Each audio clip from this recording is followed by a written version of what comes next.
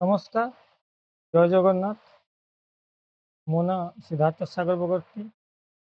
ଆଜି ଆମେ ବୃଷ ରାଶି ବିଷୟରେ ଚର୍ଚ୍ଚା କରିବା। ବୃଷ ରାଶିର ସ୍ୱାମୀ ଗ୍ରହ ହେଉଛନ୍ତି ଶୁକ୍ର।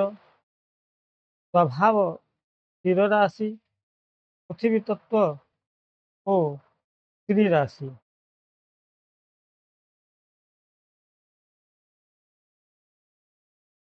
ବୃଷ ରାଶିର ଶାରୀରିକ ଗଠନ ମଧ୍ୟମ ଉଚ୍ଚତା, ଦୃଢ଼ ଓ ଚଉଦା କାନ୍ଧ, ସୁନ୍ଦର ଚେହେରା, ସାମାନ୍ୟ ମୋଟା ଗଲା ଏବଂ ଆକର୍ଷଣୀୟ। ଏମାନେ ସାଧାରଣତଃ ଶାନ୍ତ, ଧୀର ସ୍ଥିର ଏବଂ ଧୈର୍ଯ୍ୟବାନ ହୋଇଥାନ୍ତି। ସ୍ଥିର ରାଶି ହୋଇଥିବାରୁ ଏମାନେ ଯାହା ଥରେ ନିଷ୍ପତ୍ତି ନିଅନ୍ତି ସେଥିରୁ ଓହରିବା ସହଜ ନୁହେଁ। ଶୁକ୍ରଙ୍କ ପ୍ରଭାବ ହେତୁ ସଙ୍ଗୀତ, କଳା, ସୁନ୍ଦର ପୋଷାକ, ସୁସ୍ୱାଦ ଭୋଜନ ଓ ଭୌତିକ ସୁଖ ସୁବିଧା ପ୍ରତି ଅଧିକ ଆକର୍ଷିତ ହୋଇଥାନ୍ତି। ପୃଥିବୀ ତତ୍ତ୍ୱ ଯୋଗୁଁ ଏମାନେ କଳ୍ପନାରେ ନିର୍ଜୀବ ବାସ୍ତବିକତା ଓ ଆର୍ଥିକ ସୁରକ୍ଷାକୁ ବେଶୀ ପ୍ରାଧାନ୍ୟ ଦିଅନ୍ତି।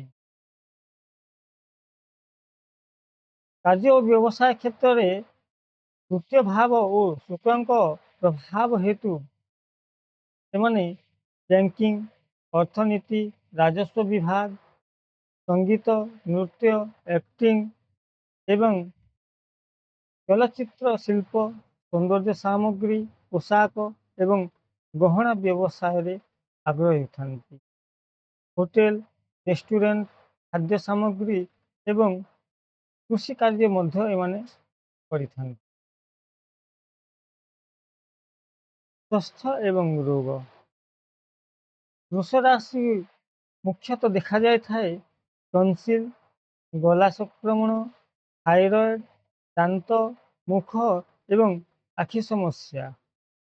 ବ୍ୟାୟାମ ଅଭାବରୁ ଏମାନଙ୍କୁ ଓଜନ ବୃଦ୍ଧି ହୋଇଥାଏ।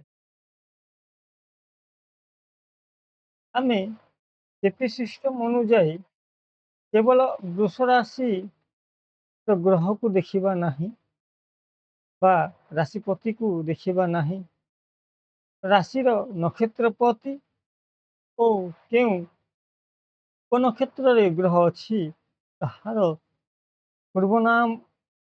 ପୂର୍ବାନୁମାନ କରି ଗଣନା କରି ସଠିକ ନିର୍ଣ୍ଣୟ ଦେବା। ନମସ୍କାର।